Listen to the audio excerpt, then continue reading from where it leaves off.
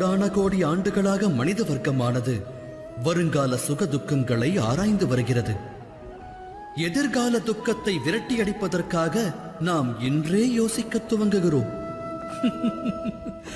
ஆனால் எதிர்கால சங்கடத்தை இன்றே நிர்மூலமாக்குவதால் நமக்கு விளைவது நன்மையாகுமா இல்லை தீமையாகுமா?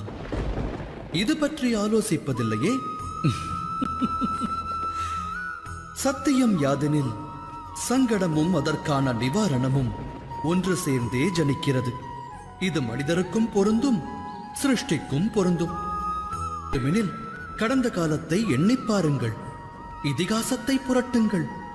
எப்போதெல்லாம் சங்கடம் ஜனிக்கிறதோ அப்போதெல்லாம் அதன் நிவாரணமும் உடன் ஜனித்து விட்டது என்பதை தாம் அறிவீர்கள். அது இறைவன் விதித்த விதி. மற்றொரு உண்மை யாதெனில் சங்கடமே சக்திக்கு காரணம். சங்கடத்தில் வாழும் ஒருவன் அதிலிருந்து விடுபட்டு வந்தால் வாழ்வில் ஒருபடி அவன் முன்னேறிச் செல்கிறான். அதன் மூலம் கிடைக்கின்ற அற்புத சக்தியானது அவனுக்கு மட்டும் நன்மை பயப்பதல்ல, அதனால் அகிலமே நன்மை பெறுகிறது. அது உண்மைதானே? ஆழ்ந்து சிந்தியுங்கள். சங்கடம் என்பது ஒரு வாய்ப்பை ஏற்படுத்தும் நிகழ்வு.